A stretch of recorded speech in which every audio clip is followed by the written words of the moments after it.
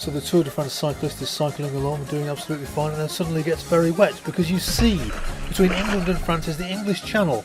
How are they going to cross the English Channel to bring their bicycles to Sheffield to race around the streets? How? We asked the scouts. Who are you? Damien. Excellent. Right, what have you got there?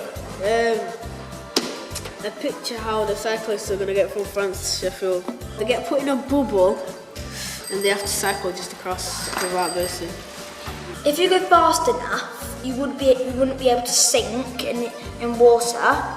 So we just said if you put, I don't know, boosters on something, you would go fast enough and you wouldn't be able to sink. So you're suggesting quite a radical plan of strapping giant rockets onto the bicycle and launching yourself across the channel. I'd quite like to watch somebody doing that. I don't know about you. We're thinking like we could have like a blow-up boat, and then we could have like a slidable wheel that will slide to the back, and like you could like have this thing and you pull it and like the wheels can be like, you know, like an engine, and it goes like really fast in the water. Yep. So it could go across the English Channel. We've got a bicycle with two propellers attached to it, which are attached to a battery which powers it, and a glass ball which covers the person who's riding the bicycle, like round about covering the seat to make sure they don't fall off. And this will fly over the English Channel, taking them to Sheffield. He's happy riding his bike, and then what happens is he dies because it was electrical, and he gets an electric shock and he blows the whole thing up. Bye. You were riding, yeah? Yeah? Then he made the idea, he put some balloons on, then he floated. So you attach a load of balloons to your bicycle? Yeah. And then, okay, what about motive power? How do you make sure you go in the right direction? By putting all of the balloons forward.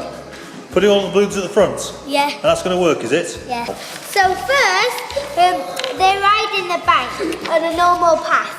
Then they find some train tracks and they ride in on train tracks. They find a tunnel and they try climbing underneath the tunnel.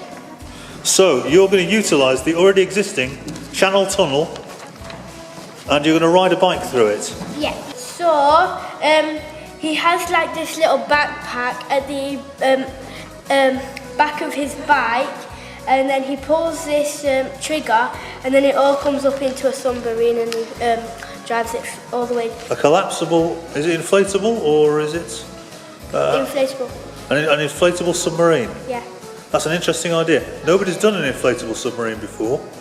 I wonder, now why would that be? It floats. Yeah. My idea was a bridge. That's very good. Where does this bridge come from? He uses the front of his bike to create a bridge.